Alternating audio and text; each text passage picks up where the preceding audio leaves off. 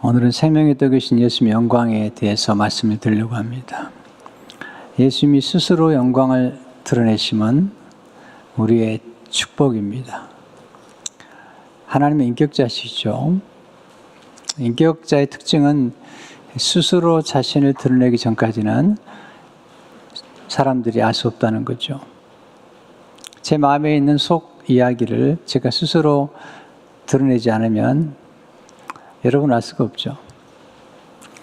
하나님은 영이시고 또 우리와 차원이 다른 분이시죠. 하나님 스스로가 자신을 드러내지 않는 한 피조물인 우리는 그 하나님의 영광을 알 수가 없습니다. 요한복음 예수님께서 자신을 드러내실 때 스스로 자기 선언을 말씀하시면서 자신의 영광을 드러내시죠.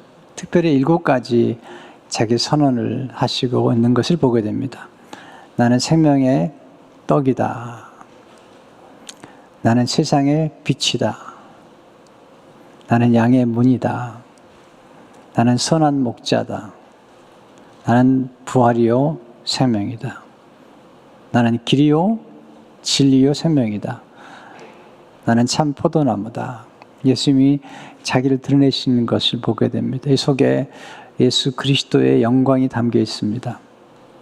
특별히 이번 요한복음 전체를 통해서 예수님의 영광을 드러낸 그 말씀을 나눌 때에 7가지 선언을 중심으로 제가 지금 말씀을 준비하고 있습니다. 오늘은 특별히 예수님 가운데 나는 생명의 떡이다 라고 말씀하신 그 말씀을 나누려고 합니다. 요한복음 6장 35절을 보면 예수께서 이르시되 나는 생명의 떡이니 내게 오는 자는 결코 주리지 아니할 터요 나를 믿는 자는 영원히 목마르지 아니하리라. 6장 48절도 보시면 내가 곧 생명의 떡이니라. 예수님이 말씀하신 떡은 보통 떡이 아니고요 생명의 떡입니다. 생명을 주시는 떡입니다. 예수님께서 우리 모두를 초청하시죠. 내가 주는 떡을 먹는 자마다 더 이상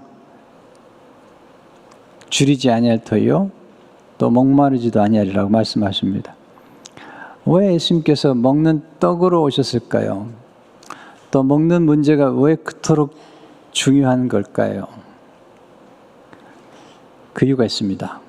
우리가 먹는 것이 죽고 사는 것을 결정하기 때문입니다. 선악과 따먹음으로 죽게 됐고요. 만약에 아담과 하와가 생명나무를 열매를 따먹었다면 죽지 않았을 것입니다. 우리가 먹는 것에 의해서 우리의 몸이 만들어지기 때문입니다. 우리가 먹는 것에 의해서 변화되기 때문입니다. 또한 우리가 먹는 것이 우리의 생각과 감정에 영향을 끼치기 때문입니다. 특별히 우리가 함께 먹는 대상에 서로 영향을 끼치기 때문에 중요한 것입니다. 우리가 함께 먹고 함께 교제하는 대상이 우리를 만들어갑니다. 우리가 먹는 것을 바꿀 때 우리 미래가 바뀌기 때문이죠. 함께 먹는 대상을 바꾸면 또 우리 미래가 바뀌죠. 첫 번째 아담이 선악과를 따먹음으로 우리에게 사망과 영벌이 맺죠. 그러나 마지막 아담이신 예수님께서 우리에게 주신 생명의 떡을 먹을 때 우리 영생에 이르게 됩니다. 그리고 영원한 복락을 누리게 되는 것을 경험하게 됩니다. 그렇다면 생명의 떡을 통해서 우리에게 보여주신 예수님의 영광은 무슨 영광일까요? 첫째로 생명의 떡이신 예수님의 영광은 희생의 영광입니다. 예수님께서 우리에게 생명의 떡을 주시기 위해서 예수님 자신이 살과 피를 우리에게 내어주신 것입니다. 요한복음 6장 51절을 보시면 난 하늘에서 내려온 살아있는 떡이니 사람이 떡을 먹으면 영생하리라. 내가 줄 떡은 곧 세상의 생명을 위한 내 살이니라 하시니라. 충격적인 말씀이죠. 예수님 자신을 먹으라는 것이죠. 또한 요한복음 6장 53절에서 55절을 보시면 예수께서 이르시되 내가 진실로 진실로 너희에게 이르노니 인자의 살을 먹지 아니하고 인자의 피를 마시지 아니하면 너희 속에 생명이 없느니라. 내 살을 먹고 내 피를 마시는 자는 영생을 가졌고 마지막 날에 내가 그를 다시 살리리니 내 살은 참된 양식이요 내 피는 참된 음료로다. 피와 살을 내어주려면 희생해야 됩니다. 예수님의 영광은 희생의 영광입니다. 자연 속에 가면 우리는 하나님의 광대하신 영광, 위대함의 영광을 보게 됩니다. 그러나 십자가에서 우리는 예수님의 희생하는 사랑의 영광을 보게 됩니다. 하나님의 영광은 다양하죠. 그러니까 우리가 경험하는 하나님의 영광의 절정은 십자가에 있고요. 그 십자가에서 하나님은 아들을 내어주시고 아들 대신 예수님은 자신의 살과 피를 내어주신 것입니다. 다른 복음서에는 성만찬의 이야기가 담겨 있지만 요한복음에는 성만찬의 이야기가 없습니다. 그런데 바로 이 요한복음 6장이 그 성만찬에 관한 이야기입니다. 내 살과 피를 먹고 마시는 자는 영생을 얻게 된다는 것입니다. 두 번째, 생명의 떡이신 예수님의 영광은 깨어짐의 영광입니다.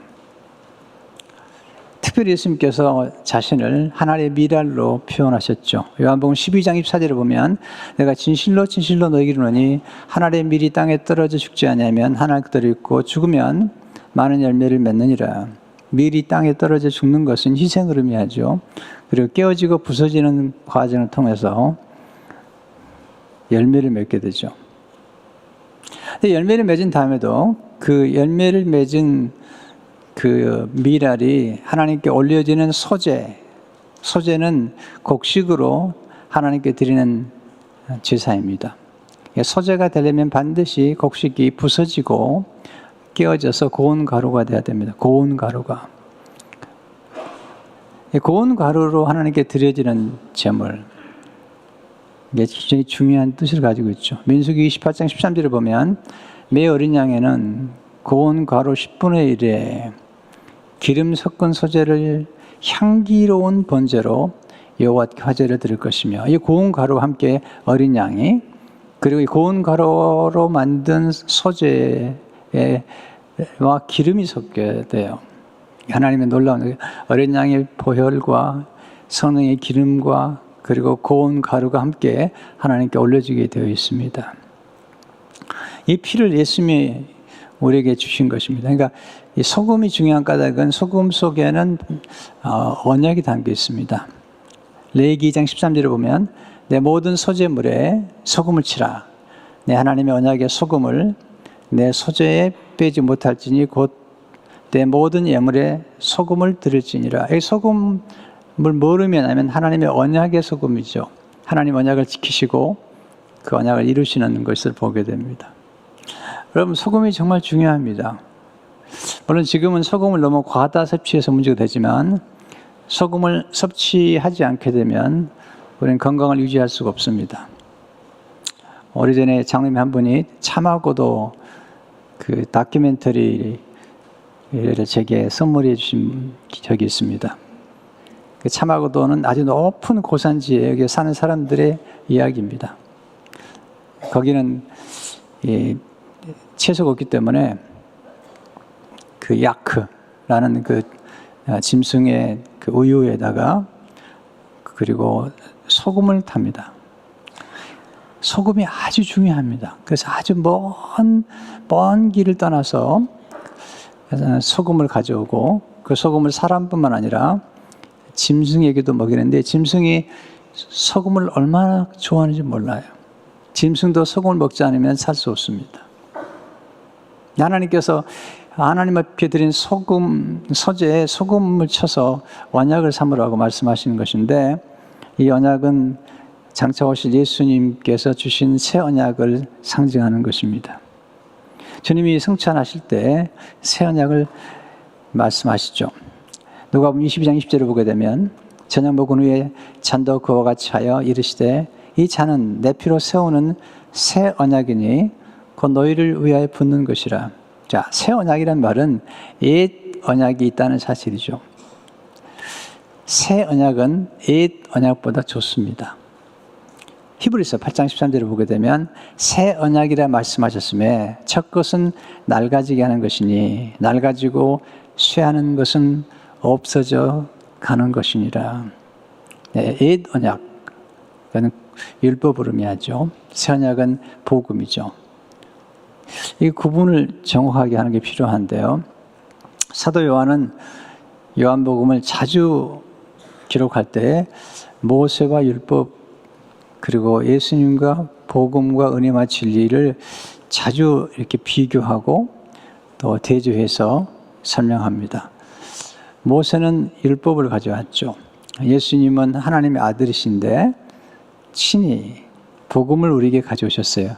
아니, 예수님 자신이 복음이세요. 이 사실을 요한복음 1장 17절에서 말씀하죠.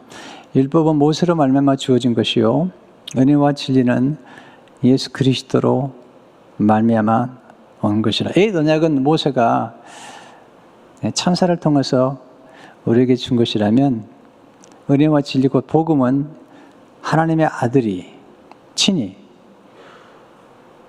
우리에게 전해준 것입니다. 이 영광입니다. 예수님께서 십자가에서 깨어지시고 부서지는 영광을 통해서 우리에게 생명의 떡을 주시는 것입니다. 모세가 뭘 보기 원했습니까? 저는 모세의 기도를 보면서 정말 감동을 해요. 모세의 기도 가운데 하나가 출애굽기 33장 18절에 나오죠. 모세가 이르되 원하건대 주의 영광을 내게 보이소서. 이런 기도 들어보셨나요? 혹시 하나님께 기도 드릴 때 우리 많은 기도가 다 중요해요. 건강을 위해 기도하고 자녀를 위해서 기도하고 또 성공과 형통과 성취를 위해서 기도하기도 하고요. 또 많은 기도가 있어요. 전도를 위해서 기도하기도 하고요. 병 낫기를 위해서 기도하기도 하고요. 다 중요한 기도예요. 하나님이 다 소중히 여기는 기도예요. 그런데 모세의 기도 가운데 하나는 주의 영광을 내게 보여달라는 기도예요.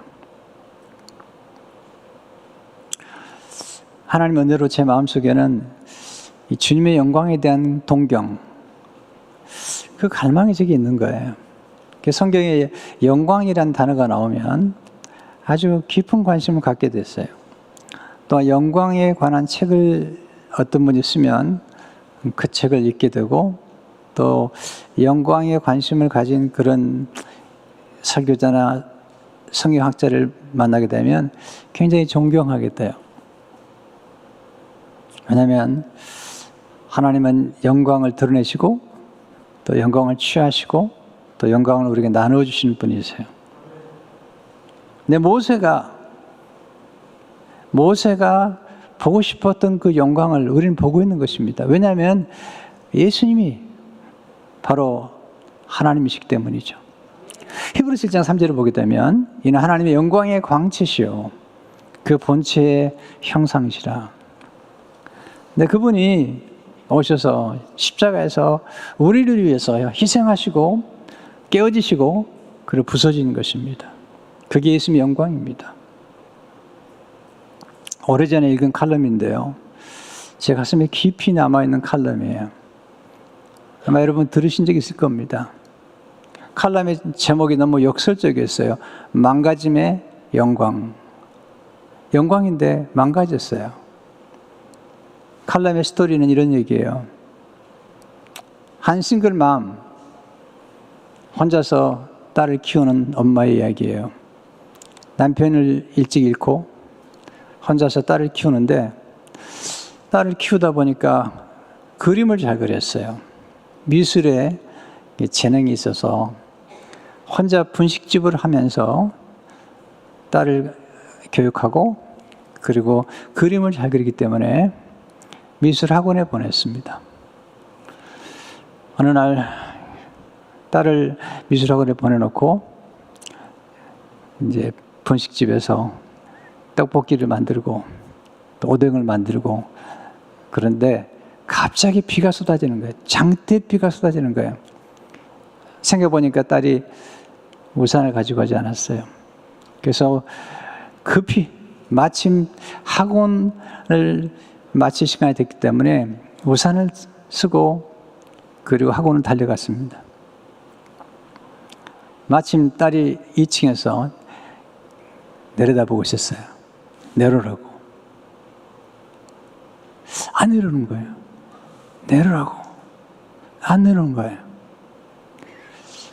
그래서 문득 자기 몸을 보니까 앞치마를 두른 채로 학원에 온 거예요.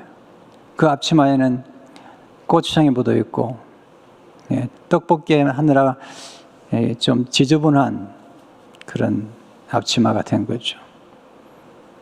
내려오지 않는 딸을 보면서 이런 생각이 든 거죠. 부끄럽구나. 네, 사춘기 딸이 엄마가 부끄럽구나. 창피하구나. 그래서 내려오지 않는구나. 그래서 그냥 우산을 쓰고 다시 분식집으로 돌아간 겁니다.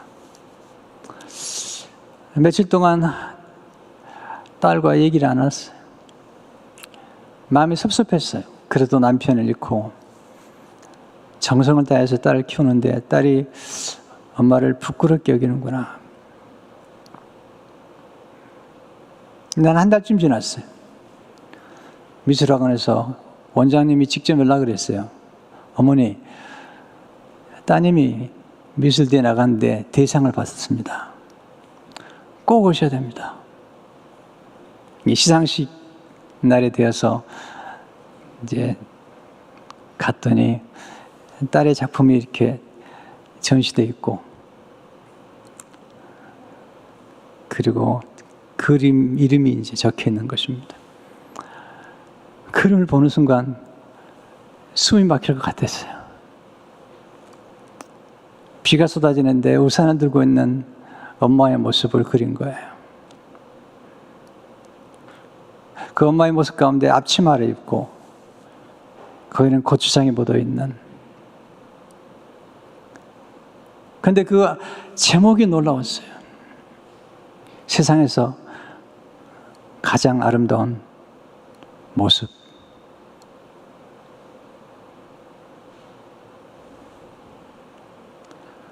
딸이 엄마를 부끄러운 게 아닙니다.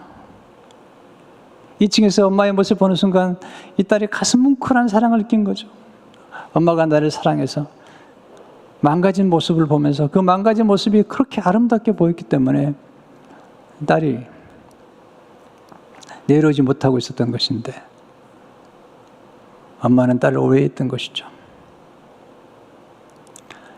예수님의 십자가는 피로 얼룩졌습니다.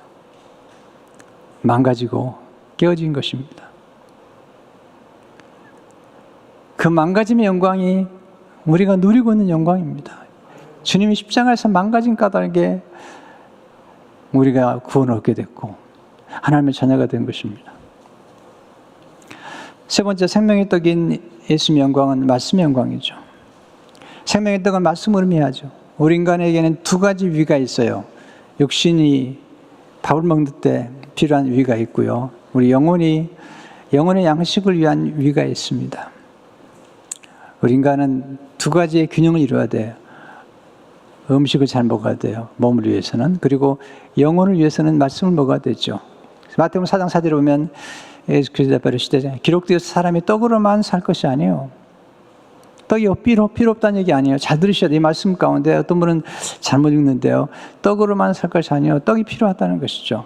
하나님 입으로부터 나오는 모든 말씀으로 살 것이라 하느라 하시니 먹는 걸 중요하게 여기셨어요. 주님은.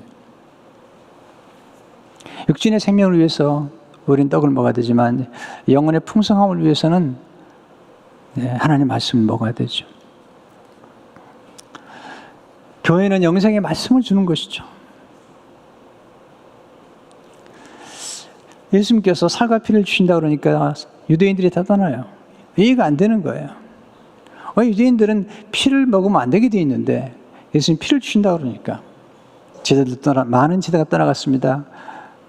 그때 예수님께서 제자들에게 묻습니다. 너희도 가려느냐? 그때 베드로가 놀랍게 고백하죠. 요한복음 6장 38, 8절에 보면 시몬 베드로가 대답하여 이르되 주여 영생의 말씀이 주께 있사오니 우리가 누구에게로 가오리까? 네, 영생의 말씀이 주님께 있습니다. 그래서 우리가 주님께로 나오는 것입니다. 이스라엘 백성들은 만나를 먹었지만 죽었습니다. 사도 요한은 이걸 잘 비교하고 대조하였습니다. 모세가 광야에서 하나님께 간구함으로 만나를 주셨지만 그 만나를 먹은 이스라엘 백성이 죽었다는 것입니다. 그러나 하나님의 아들이신 예수님이 친히 내려오신 예수님께서 친히 자신의 몸과 살을 주심으로 우리 영생을 얻게 되었다는 것이죠. 요한복음 6장 49절과 51절을 보세요. 너희 조상들은 광야에서 만나를 먹어서 죽었거니와 나는 하늘에서 내려온 살아있는 떡이니 사람이 떡을 먹으면 영생하리라. 내가 줄 떡은 그 세상의 생명을 위한 내 살이니라 하시니라. 네 번째, 생명의 떡이신 예수의 영광은 교제의 영광입니다. 떡을 먹는다는 것은 그냥 먹는 게 아닙니다. 교제를 의미합니다. 식탁을 의미하죠.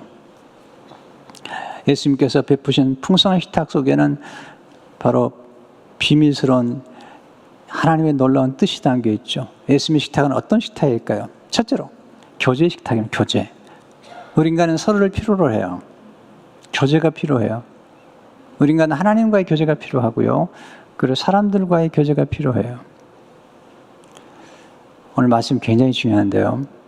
우리 인간은 하나님만이 채우시는 공백이 있어요. 그래서 우리가 이 세상에서 여러 가지 많은 일들을 해보지만 하나님을 만나지 못한 사람들에게는 이 공백을 채우지 못한 채 공허하게 살아갑니다.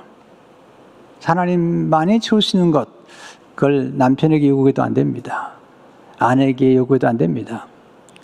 근데 하나님만이 채워주는 그것이 인간의 영혼이 있기 때문에 동물과 달라요. 인간은 영혼이 있기 때문에 인간의 영혼은 하나님이 채워주는 공백이 있거든요. 우리가 예비하고 경배할 때 우리 영혼이 만족해지고 하나님 말씀을 통해서 우리 영혼이 채워지는 것을 경험하고 하나님과의 깊은 교제를 통해서 하나님과 교제하는 가운데 우리는 신령한 교제를 통해서 충만해지는 걸 경험하게 됩니다.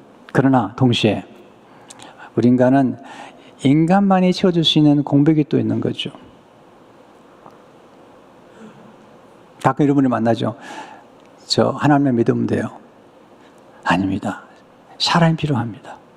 하나님께서 모든 만물을 만드시고 보시기에 좋았더라 말씀하셨는데 처음으로 보시기에 좋지 않았다라는 말씀이 나오죠. 아담이 독초하는 것이 혼자 있는 것이 좋지 아니하니. 아담이 하나님과 교제했다니까요. 그렇지만 아담 속에 공백이 있는 거예요. 아셨어요. 하나님 영이시잖아요. 그래서 육으로 함께 교제할 수 있는 하와가 필요한 것입니다. 인간에게는 하나님도 채울 수 없는 어떤 공백이 있습니다. 우리가 육신의 몸을 입고 있는 한, 잘 들으세요. 오해하지 마세요. 우리가 육신의 몸을 입고 있는 한 하나님도 채울 수 없는 공백이 있어요. 그것은 사람만이 채울 수 있는 거예요. 물론 우리가 이 땅을 떠나게 되면 우리도 이제 영적 존재가 되어서 하나님과 깊은 교제 속으로 영원히 영생 복락을 누리게 되지만 우리 이 땅에 사는 동안에는 사람과 사람 사이에서 나눈 교제를 통해서 채워질 수 있는 그런 사랑의 공백이 있다는 것을 알아야 돼요. 그래서 교제가 중요한 겁니다. 교회 안에서도 함께 교제하는 것이 얼마나 중요한지 몰라요.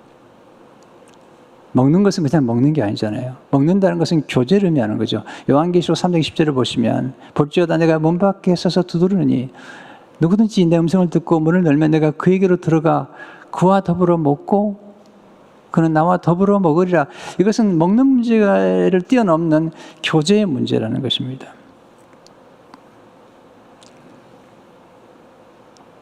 예수님께서 예수님 세 번이나 부인한 베드로와 또 예수님을 다 떠났던 제자들과 함께 식탁의 교제를 나누시잖아요. 참 너무 감동적이죠. 요한복음 21장 12절 13절을 보게 되면 예수께서 이르시되 와서 주반을 먹으라 하시니 제자들이 주님이신 줄 아는 거로 당시 누구냐 감히 묻는 적 없더라. 예수께서 가셔서 떡을 가져다가 그들에게 주시고 생선도 그와 함께 하시니라. 이게 치유의 식탁이에요. 그들의 상처를 치유하고 실패를 치유하고 다시 교제를 회복하는 식탁이죠. 식탁이 참 중요한 거예요. 제자도의 길을 가는 사람들에게 이 함께 음식을 나누는 것이 얼마나 중요하다는 사실을 우리는 깨달아야 돼요. 둘째로 은혜의 식탁입니다. 예수님이 베푸신 식탁은 은혜의 식탁입니다. 왠지 아세요?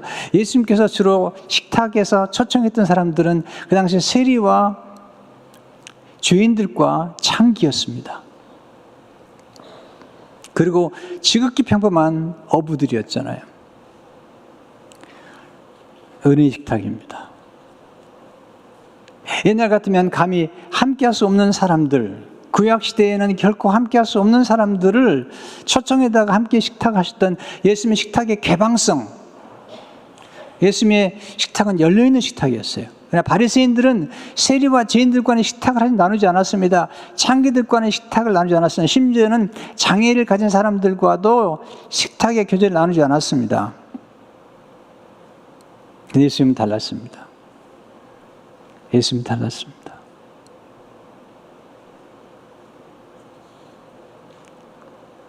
다윗이 실수한 것도 있지만 다윗의 생애 전체적으로 봤을 때 예수님을 닮은 모형 중에 한 사람이죠. 그 중에 하나가 다윗은 은혜를 베풀 줄 알았던 사람이죠. 원수의 선조에게.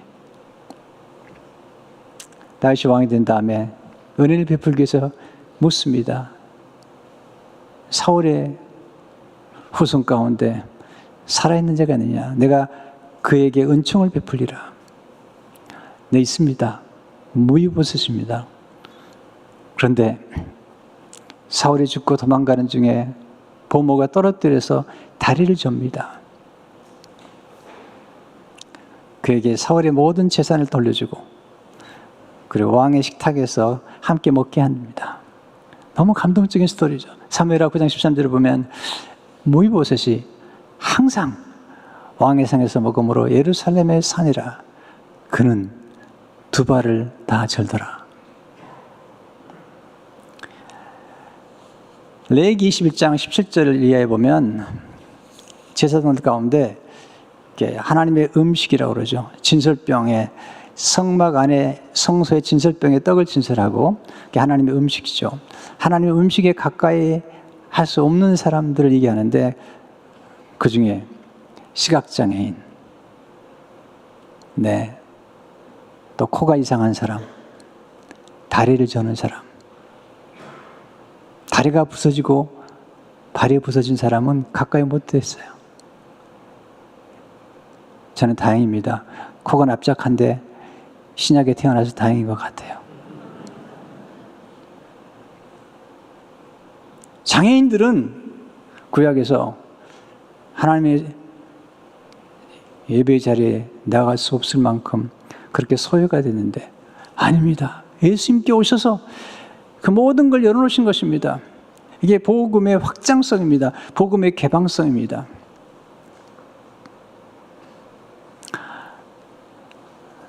너무 좋은 것 같아요. 누가복음 15장에 보게 되면 바리새인과 서기관들이 수군거립니다. 이 사람이 죄인을 영접하고 환영하고 음식을 같이 먹는다 하더라. 예수님이 세리와 죄인들과 음식을 먹었잖아요. 이 식탁에서 함께 교제했잖아요. 삭개오의 집에 가서 함께 교제하고 함께 잠을 잤잖아요. 이게 복음입니다. 율법은 제한했습니다. 폐쇄적입니다. 예수 그리스도의 복음은 열려 있습니다. 누구나 오라는 것입니다. 누구든지 목마르거든 내게로 오라는 것입니다. 누구든지 믿기만 하면 멸망하지 않고 영생을, 누구든지 예수를 믿으면 멸망하지 않고 영생을 얻는다는 것입니다. 세 번째는 돌봄의 식탁입니다. 돌봄의 식탁. 세 번째. 우리 누군가를 돌보려고 할 때, 특별히 연약해진 분을 돌볼 때 식탁 초대하거나 식사를 접대하잖아요. 여러분, 인간이 가장 무장해제를 해제하는 때가 언제죠? 그리고 장소가 어디죠? 두 가지입니다. 하나는 식탁에서 우리 모든 무장을 해제합니다. 그리고 우리는 침실에서 모든 무장을 해제합니다. 심지어 군인들도 식사할 때는 무장을 해제하잖아요. 잠시 동안. 그리고 잠잘 때는 무장을 해제할 수밖에 없죠. 가장 연약해진 때가 언제냐? 가장 연약해진 때는 사실은 우리 자신의 무장을 해제할 때 가장 연약해질 때입니다. 놀라운 사실은 가장 연약해진 그때에 그 속에서 놀라운 친밀한 교제가 이루어진다는 것입니다. 구약에 예수님을 닮은 인물 가운데 또 하나는 보아스죠. 보아스가 룻을 만납니다. 룻은 그 당시에 과부예요. 그리고 젊은 과부입니다. 그리고 이방 여자입니다. 가난합니다. 근데 이삭을 주우러 갔다가 보아스를 만났는데 보아스가 룻에게 은혜를 베풀어요. 식탁에 초청을 합니다. 놀라운 축복이죠. 룻기 2장 14절에 보면 식사할 때 보아스가 룻에게 이르되 이리로 와서 떡을 먹으며 내 떡 조각을 초에 찍으라 하므로 룻이 곡식 빼는 자 곁에 앉으니 그가 볶은 곡식을 주매 룻이 배불리 먹고 남았더라. 이건요, 이제 막 두 사람이 연애를 시작하는 겁니다. 여러분, 식사는 사람들과 진정한 관계를 맺는 수단이죠. 그래서 선을 보러 가거나 아니면 소개팅을 나가면 반드시 음식을 나누죠. 왜냐하면 함께 시간을 보내야만이 서로를 알 수 있기 때문이죠. 그리고 인간은 연약해질 때 가장 생명과 성장이 촉진이 됩니다. 아니, 사랑이 싹트게 됩니다. 짐 와일드는 이렇게 말합니다. 약점을 인정하면 생명과 성장이 촉진된다. 제 청년 가운데 제 교회에서 만나 결혼한 청년들이 있는데요. 가끔 이제 주례하기 전에 제가 이렇게 대화를 나누는데 물어보면 교통사고가 났거나 또는 독감에 걸렸거나 심히 아팠을 때 그때 돌봐주고 또 라이드를 주다가 사랑이 깊어져서 결혼했다는 거죠. 예수 그리스도의 식탁은 돌봄의 식탁이잖아요. 교회가 함께 제자 훈련을 하고 또 셀 목장이 함께 모여서 이 돌봄의 식탁을 나누는 게 얼마나 중요한지 모르잖아요. 이 바이러스는 또 이 사탄은 우리에게 가장 소중한 것들을 자꾸 빼앗아 가려고 그래요. 인간은 접촉을 통해서 삶이 풍성해지게 돼 있어요.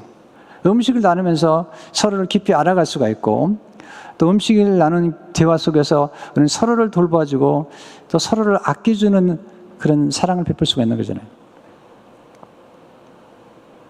예수님의 식탁은 돌봄의 식탁이죠. 네 번째, 양육의 식탁입니다. 양육. 예수님은 식탁에서 많은 걸 가르치셨어요. 탁상담화라고 그러는데요. 예수님께서 제자를 키울 때 주로 대화하는 장소가 식사를 하면서, 사도 요한은 특별히 예수님께서 식사하는 중에 이렇게 교제하는 중에 나누었던 그 놀라운 길고 긴 말씀들을 다 기억하고 있어요. 여러분, 우리가 언제 어떤 교훈들을 가장 기억하기 좋으냐면 함께 식사하면서 나눈 대화, 식탁에서 또는 차를 나누면서 나눈 대화들을 오래 기억해요. 이상하죠? 많은 강의보다 또는 긴 설교보다 또는 식탁을 통해서 또는 교제하는 중에 나눴던 대화, 그걸 오래 기억하잖아요. 예수님께서 제자들 양육하는 방법이에요. 식탁에서. 저는 저희 교회가 함께 음식을 나누는 걸 굉장히 좋아해요. 그리고 드디어 1년 3개월 만에 오늘 식당에서 음식을 나눈다는 게 얼마나 기쁜 일인지 몰라요. 아멘도 안 하시기로. 네. 네. 왜냐하면 음식을 나눌 때 우리는 식구가 되는 거예요. 식구. 식구라는 것은 음식을 함께 나누는 사람들이잖아요. 그런데 육신의 식구보다도 때로는 더 진한 사랑을 나눌 수 있는 식구가 영적인 가족의 식구예요. 교회 안에서 만난 식구들이 때로는 더 오래가고 더 영원한 교제를 나누는 것 같아요. 기쁨과 사랑을 나눈 그리고 배움의 장소가 식탁이죠. G. 마일드는 말하기를 음식은 하나님과 및 사람들에게 대한 애착을 촉진하는 역할을 한다. 식사는 즐거운 관계 자리, 예수님 및 서로와 기쁨을 나누는 자리가 된다. 예수님 영광은 풍성한 나눔의 영광이죠. 하나님 영광은 아낌없이 베풀어 주는 거죠. 자기 아들까지 내어주신 하나님이에요. 여러분 5,000명이나 먹이고 또 오병이어로 12광주를 남게 하신 하나님의 영광이죠. 우리 생명의 떡을 이제 알았습니다. 우리는 먹고 있습니다. 우리가 할 일이 뭘까요? 이 생명의 떡을 사람들에게 알려주는 것입니다. 스리랑카 출신의 감리교 목사였던 D.T. 나일스가 한 말이 굉장히 우리에게 울림을 주는 것 같아요. 도전을 주는 것 같아요. 우리 모두는 자기가 빵을 얻은 장소를 다른 거지에게 가르쳐주는 거지와 같다. 여러분 보세요. 노숙인들 또는 여기 말하는 거지가 얼마나 훌륭한가를 보세요.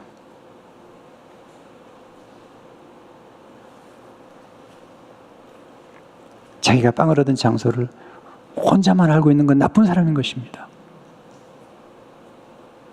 여러분 거지도 자기가 얻은 빵을 그 장소를 다른 거지에게 알려주잖아요. 우리는 원래 거지와 같은 사람들이에요. 우리의 의는 헌옷 같은 사람들이에요. 우리는 마귀 아래서 완전히 거지와 같이 살았던 사람들이에요. 그런데 예수를 믿음으로 거지된 우리들을 하나님의 자녀가 되게 만들었고요. 예수님의 신부로 만들었어요. 하나님의 나라의 상속자로 만들었습니다. 그렇다면 이제 그 놀라운 떡을, 그 놀라운 복음의 떡을 우리만 알고 있으면 안 되잖아요. 제가 왜 매주일마다 때론 글을 쓰면서 하나님의 복음을, 이 놀라운 생명의 떡을 알리고 전하는 걸까요? 그 이유는 뭘까요? 가끔 사람들이 제게 물어요. 왜 글을 쓰십니까? 왜 그렇게 책을 쓰시는 걸까요? 제가 얘기합니다. 사랑 때문입니다. 내가 받은 이 좋은 것을 나 혼자 알고 있기에는, 나 혼자 가지고 있기에는 너무나 좋은 것이기 때문에 저는 이렇게 생각합니다. 좋은 것을 자기만 가지고 있는 사람은 나쁜 사람이죠. 이번에 미국이 저개발 국가에 5억 개의 백신을 나눠줍니다. EU 국가에서도 5억 개를 합해서 10억 개의 백신을 나눠주죠. 맞습니다. 당연한 것입니다. 좋은 것을 나누는 건 당연한 것입니다. 이 좋은 떡을 우리가 받았다면 이제 우리는 나눠야 됩니다. 이게 전도입니다. 이것이 선교인 사람들에게 말해주세요. 와 보라고. 어디죠? 교회죠. 온라인 예배 드리는 분들에게는 온라인에 들어와 보라고.